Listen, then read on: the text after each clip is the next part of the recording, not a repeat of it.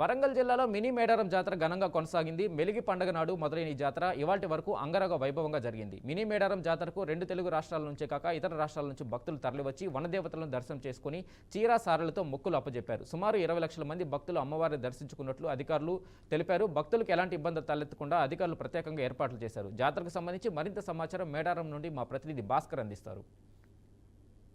మేడారం జాతరలో సమ్మక్క సారలమ్మ గద్దెల దగ్గర చూస్తున్నాం.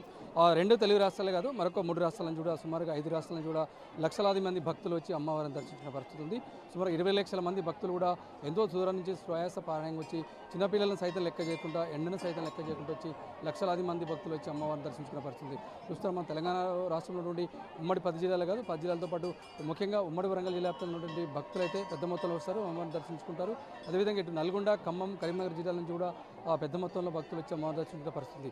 4 రోజుల పాటు సాంస్కృతిక సాంప్రదాయాల ప్రకారం ఏదైతే ఉందో గిరిజన సంస్కృతి, ఆదివాసీ సాంస్కృతిక సాంప్రదాయాల ప్రకారం అమ్మవారికి ప్రత్యేక పూజలు నిర్వహిస్తారు. ప్రత్యేక పూజలు నిర్వహించిన తర్వాత అమ్మవారికి మొక్కులు చెల్లిస్తారు. మొక్కులతో పాటు అంటే సారే సీరతో పాటు పసుపు కుంకుమతో పాటు అమ్మవారికి బంగారంగా భావించే బెల్లాన్ని కూడా అమ్మవారికి మొక్కులు చెల్లిస్తున్న పరిస్థితిని చూస్తున్నాం. మన విజువల్స్లో 2 అమ్మవారి సమ్మక్క సారలమ్మ గద్దెల దగ్గర కూడా సుమారుగా ఇసుక పోస్తే రానటువంటి పబ్లిక్ అయితే పెద్ద మొత్తంలో ఉన్నారు. లక్షలాది మంది భక్తులు అమ్మవారిని దర్శించుకోవడం కోసం వస్తున్నారు. ఎలాంటి ఇబ్బందులు ఉన్నా కూడా ఎదుర్కొని వచ్చి అమ్మవారిని దర్శనం చేసుకున్న పరిస్థితి చూస్తున్నాం. 2 ఏళ్లకోసారి జరిగే కుంభమేళాన్ని తలపించేలాగా జరిగినటువంటి ఈ మేడారం జాతర మినీ జాతర కూడా అదే స్థాయిలో భక్తులు వచ్చి అమ్మవారిని దర్శించుకుంటారు. దర్శించుకొని మా సమ్మక్క మా కష్టాలను చూడు తల్లి ఉంటూ ఇక మొక్కులు చెల్లిస్తున్న పరిస్థితి మనం చూస్తున్నాం.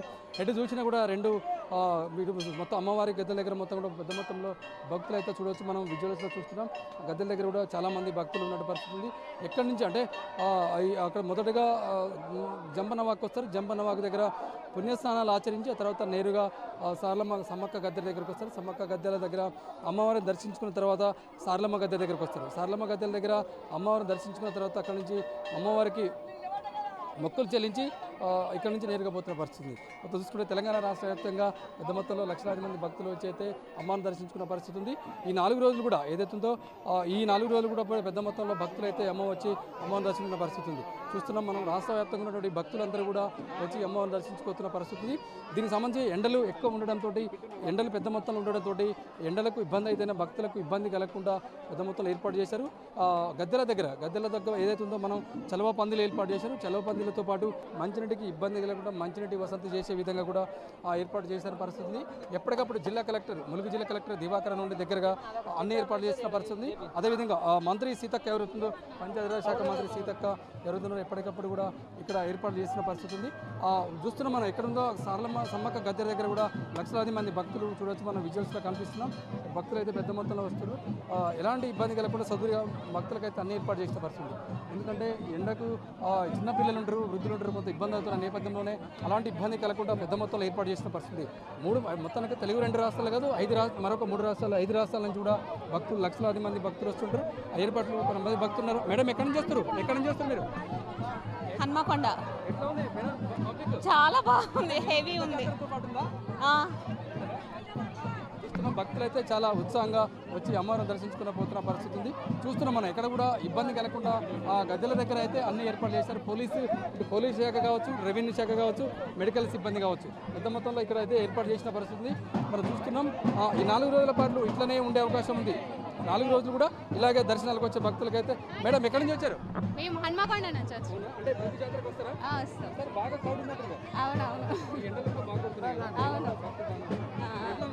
బాగుంది, చాలా బాగుంది. జాతరకే చాలా మంది వచ్చేది. ఇప్పుడు కూడా చాలా పబ్లిక్ ఉన్నారు. మేము వరంగల్ నుండి వస్తున్నామండి.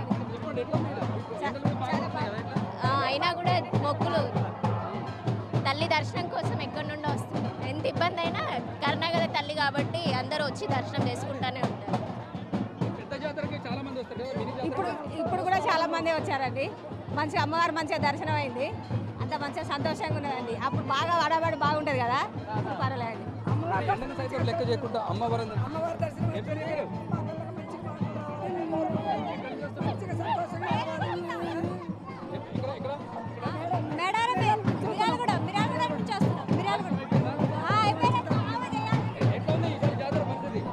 జాతర బాగానే ఉందండి, పర్లేదు, సంతోషం. అమ్మవారు మా ఆశీస్సులతోని ఎల్లవేళలా యావత్ రాష్ట్రాన్ని కాపాడి అమ్మవారు దీవెనతోని అందరూ కూడా కోటికి పడగలెత్తి ఎల్లవేళలా అమ్మవారికి మొక్కినటువంటి మొక్కులు అమ్మవారు తీర్చి ఇంతకంటే ఎక్కువ రండువ రావాల్సిందిగా కోరుకుంటున్నామండి. ఎండని సైతం లెక్క చేయకుండా వచ్చి భక్తులు అయితే అమ్మవారిని దర్శనం చేసుకున్న పరిస్థితి. ఎందుకంటే ఇక్కడ అన్ని ఏర్పాట్లు కూడా భక్తులకు ఎలాంటి ఇబ్బంది కలగకుండా ఇటు మంచిటి వసతి కావచ్చు, అన్ని వసతి కావచ్చు, ఇబ్బంది అవుతున్న పరిస్థితి ఉంది. ఓవరాల్ చూస్తుంటే మేడారం సంబంధించిన అప్డేట్ ఇది. వీడియో జర్నలిస్ట్ కిరణ్తో భాస్కర్, బీఆర్ కన్యూస్ మేడారం నుంచి.